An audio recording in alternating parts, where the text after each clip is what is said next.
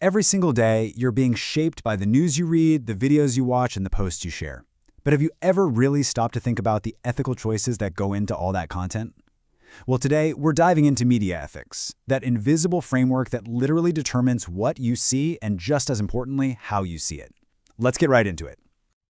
The writer Milan Kundera just nails it with this quote. When he says our culture is at the mercy of journalism, he's getting at something huge. He means the media doesn't just hold up a mirror to society, it's actively building it. It has this incredible power to create heroes, to create villains, and to basically set the agenda for what we all talk about and what we care about.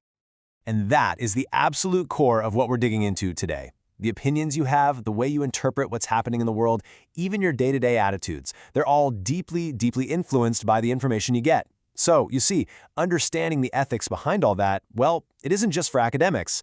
It's a survival tool for navigating the world we live in right now. So, here's how we're going to break it down. First, we're going to explore the core ethical battles at the very heart of the media.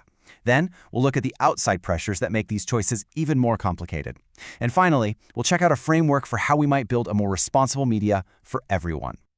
Okay, let's start with the biggest, most gut-wrenching conflict in all of media ethics. It's this constant tug of war between the duty to tell the truth and the duty to prevent harm. It sounds pretty straightforward, right? But trust me, in the real world, it is anything but. Let's just play this out with a really intense thought experiment, okay? Imagine a riot is starting to break out in a tense part of a city. As a journalist, your gut instinct is to report it, right? To get the truth out there about what's happening. But what if you know deep down that your report could be the very thing that makes the situation explode, leading to way more violence, maybe even getting people killed? See, this puts two totally valid duties in direct opposition. On one side, you have the duty to truth. The public has a right to know what's going on, and to hide the news is to break their trust. But on the other hand, the duty to minimize harm screams that you have to think about the real-world consequences of your actions. This one dilemma proves that media ethics isn't some simple rulebook. It's about navigating these impossible choices where, honestly, there are no easy answers. All right, let's move on to our next major conflict, one that reporters wrestle with every single day.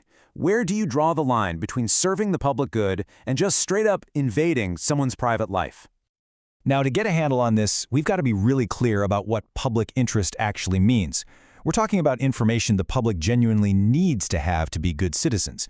Think about things like exposing a politician who's taking bribes, or a company that's poisoning a river. That's essential stuff.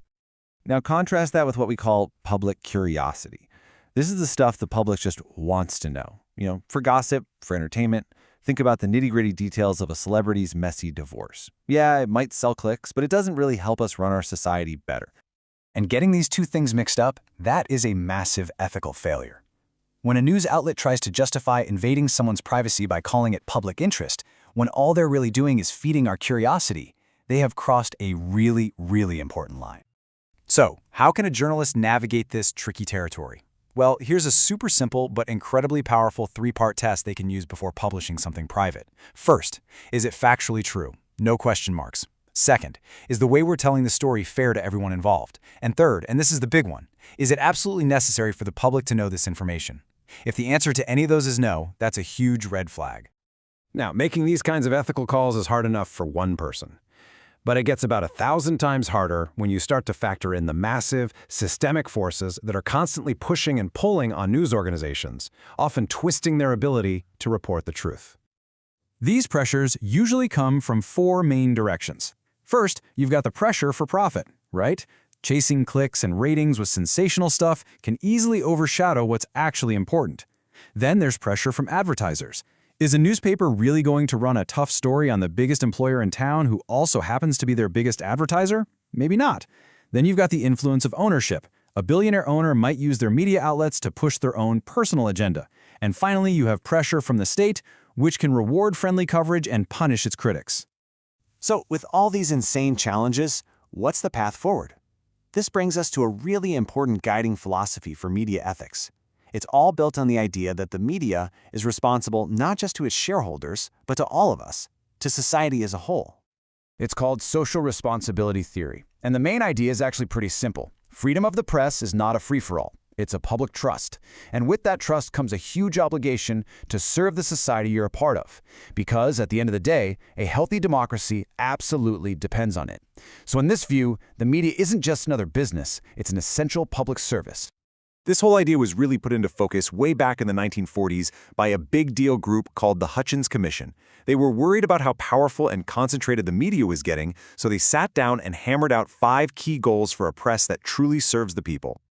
And if you look at these goals all together, they paint this incredible picture of what the media could be.